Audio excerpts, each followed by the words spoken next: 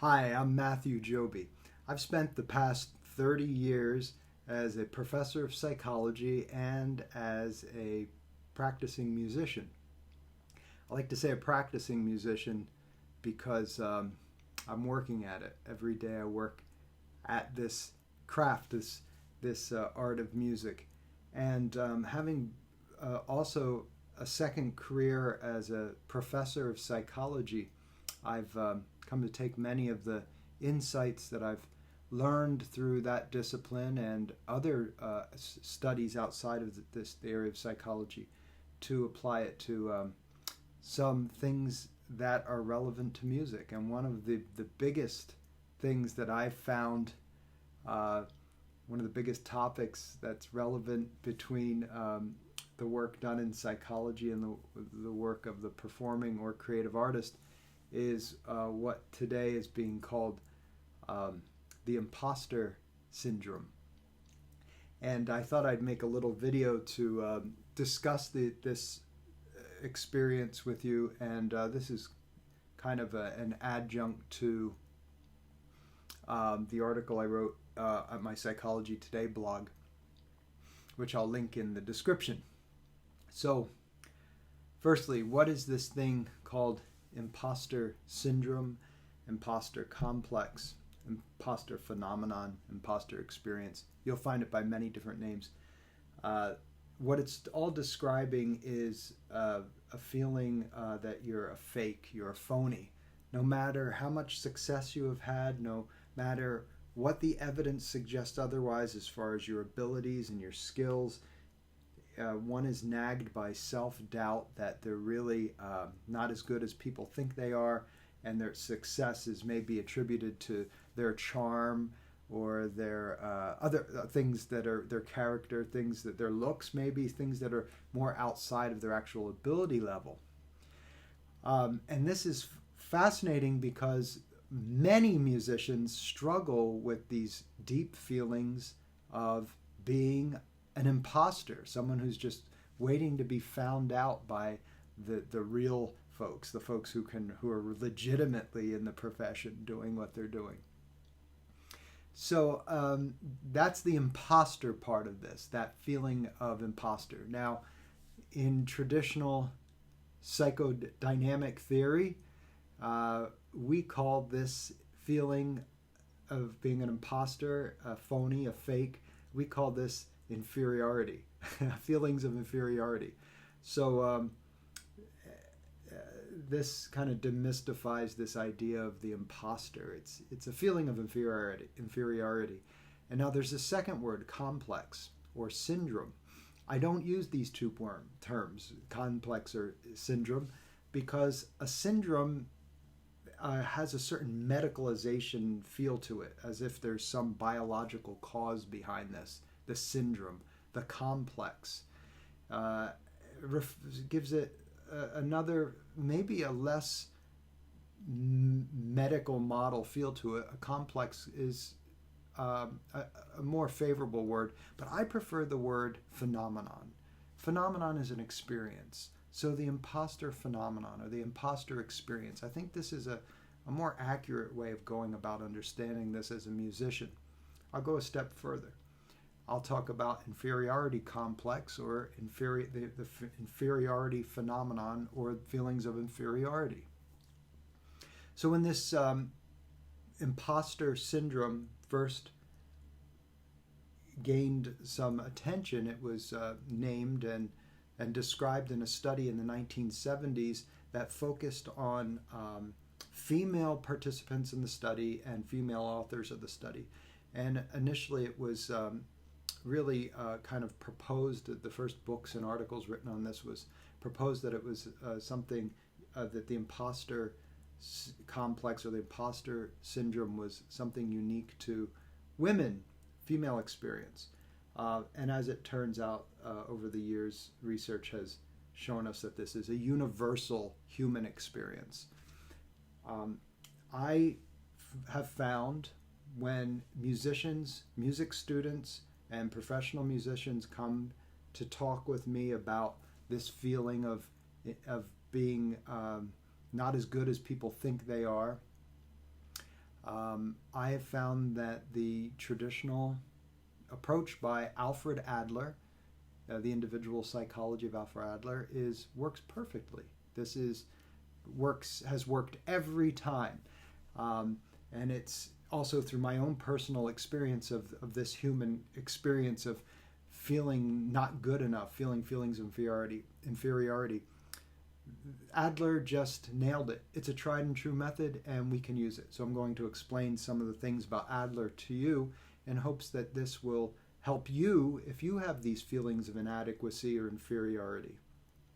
So firstly, understanding. When we talk with a student or a client, someone who's coming to discuss these feelings with me, I immediately make sure that they really understand that feelings of inferiority are a universal human experience.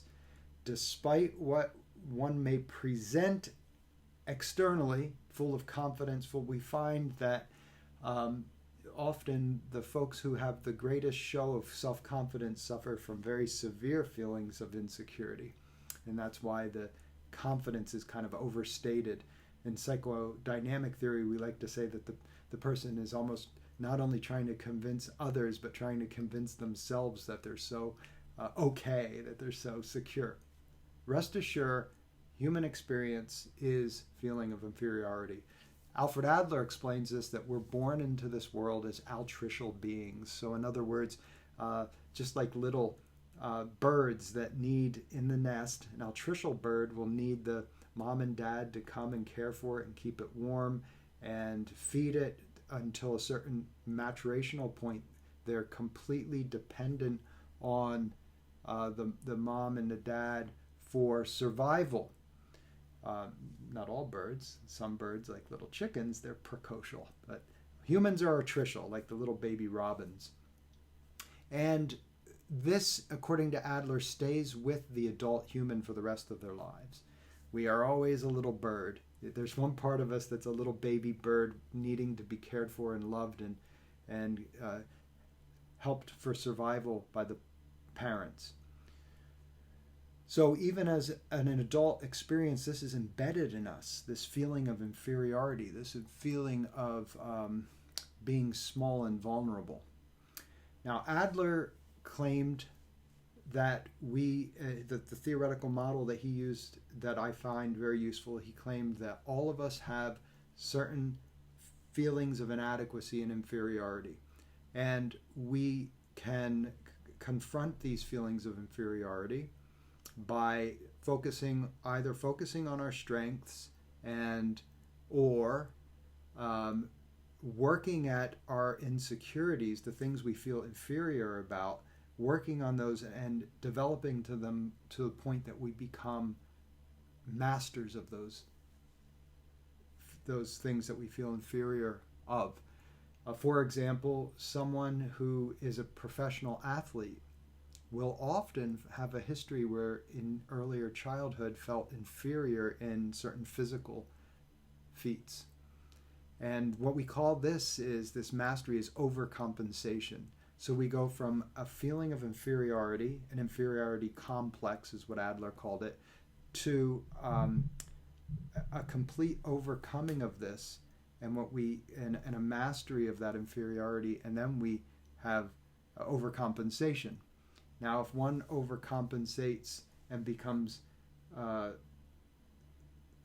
so masterful that it could affect their behavior in other ways of kind of like haughtiness and whatnot, that would be a superiority complex. I have seen that in musicians, and people usually think of them as like arrogant or haughty, but Adler would call this a superiority complex. It may even look like narcissism, but I think narcissism is something much different. Narcissism usually points to a severe feeling of inadequacy that is then a performance of narcissistic performance, not only to convince others, but to convince themselves of their superiority. And in some ways, this is very similar to the superiority complex. But for our purposes of nurturing a healthful approach to being a professional, number one, we all have feelings of inferiority. This is part of the human experience, feeling inferior.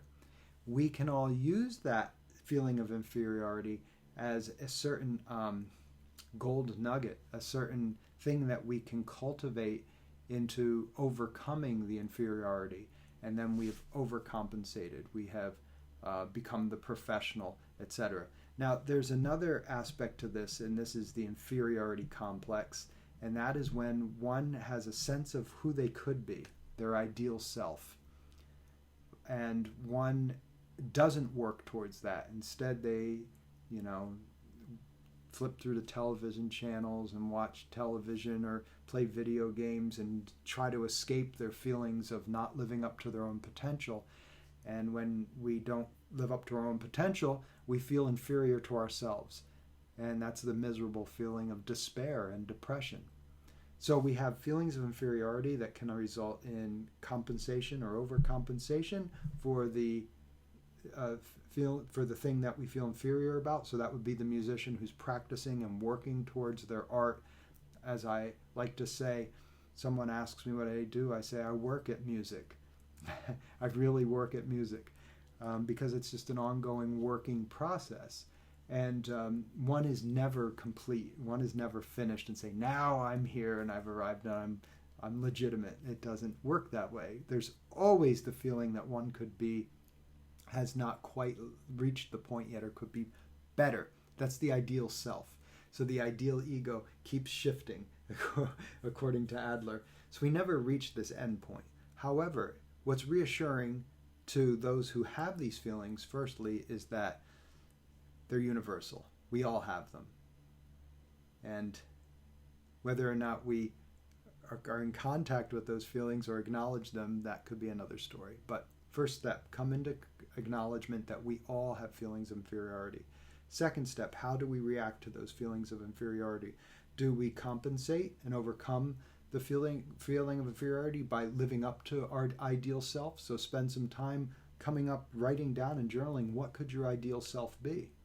And then ask yourself the question, am I living up to this, or how can I work towards this ideal self? Or maybe you can ask yourself, am I feeling inferior to my ideal self? Am I feeling inferior to what I could be because I'm not working towards it? I'm not studying, I'm not practicing, I'm not taking lessons, I'm avoiding it by doing other things or distracting myself. So these are some basic thoughts on what is commonly referred to today as the imposter complex, imposter syndrome. I prefer imposter experience or imposter phenomenon, and I even more prefer feelings of inferiority. I hope this is helpful to someone who is coming into contact with these ideas. The theorist is Alfred Adler, Adler. Look him up on the search engines and you will find incredible information that will be very helpful to you. Thank you so much for watching and listening, and I hope you enjoy making music.